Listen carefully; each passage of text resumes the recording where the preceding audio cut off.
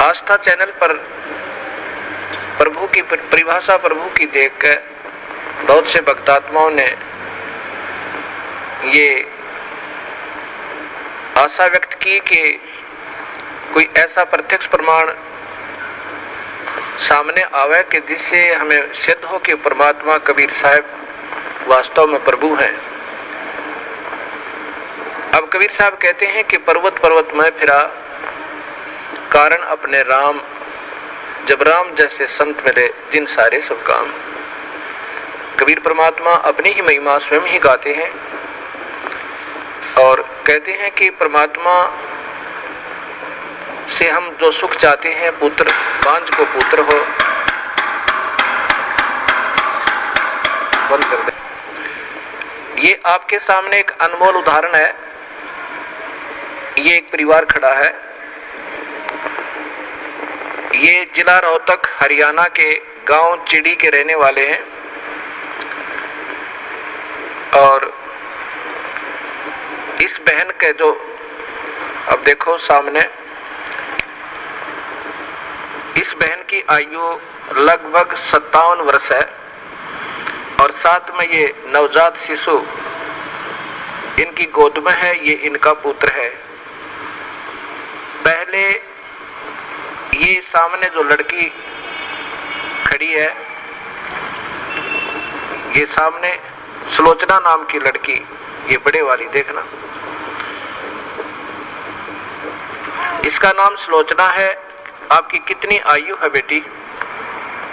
35 वर्ष। अब इस लड़की की आयु 35 वर्ष हो चुकी है और इसके ये 2 पुत्र और पुत्री हैं। ये पुत्री है इस लड़की की और ये पुत्र है, अर्थात इस बहन की, देखना इसको बड़ी वाली को,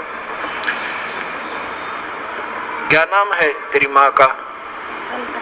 संतरा की ये तो बेटी है, बड़े वाली सुलोचना नाम है, जो 35 वर्ष की है। चित्र मारे ना सारे। और ये देवती है इसकी और ये देवता और ये इनका दामाद है। इस 35 वर्ष के तक कोई संतान नहीं हुई इस लड़की के, सुलोचना के जन्म के उपरांत। अब इस बहन ने एक अपनी बहन का पुत्र भी गोद लिया।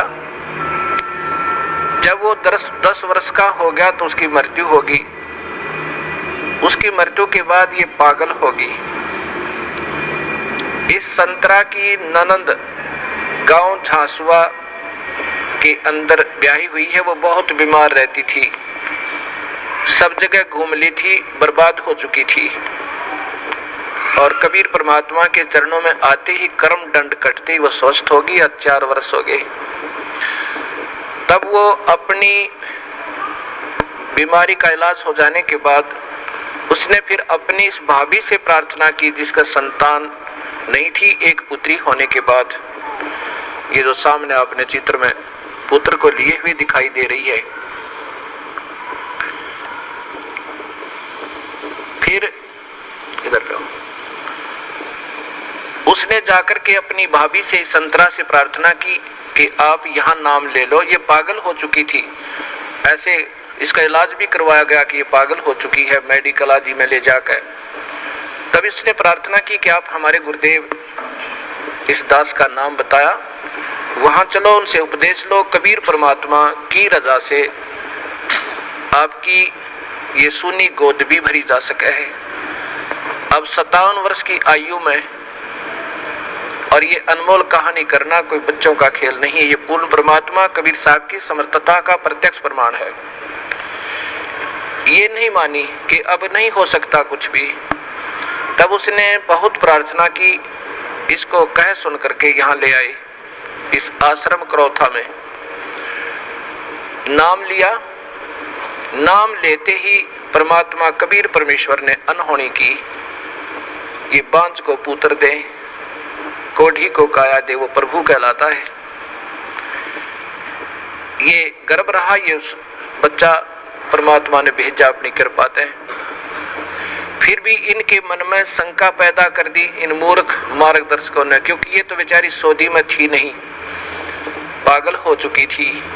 कहा कि तुम्हारे देवता प्रसन्न हो गए, ये तो ऐसे होना ही था। ये 35 वर्ष तक देवता कहाँ जा रहे थे इनके।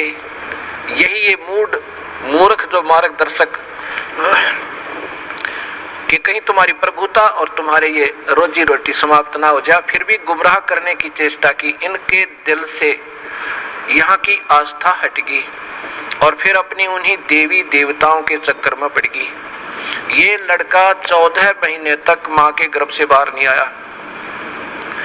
सब डॉक्टर पच लिए कि ये लड़का शायद खत्म भी हो जा बालक।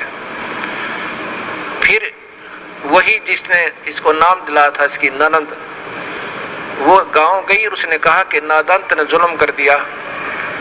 ऐसे प्रमाण, प्रत्यक्ष प्रमाण के बाद भी तुम्हारी बुद्धि भ्रष्ट होगी, चलो जाकर माफी मांगे, दोबारा उपदेश ले।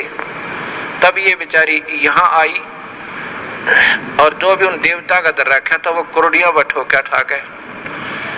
नाम लेकर गई, दोबारा माफी मांगी कि मेरे से गलती होगी। तब तीसरे दिन इस लड़के का जन्म हुआ। बोलो सतगुरुदेव की जय। ये सामने आप फिर देखिए इसी पुण्य परिवार को। आज इनसे पूछ कर देखो इन्होंने कितने देवी देवता पूजे थे और क्या क्या इन्होंने ना किया होगा। और कबीर परमेश्वर ने ये सुख दिया जो पृथ्वी पर कोई नहीं दे सकता। ये वो परमात्मा है जो भाग्य के बिना भी दे सकता है। ये आपके सामने प्रत्यक्ष प्रमाण है। बोलो सतगुरुदेव की। बंदी छोड़ कबीर साहेब की। सत साहेब।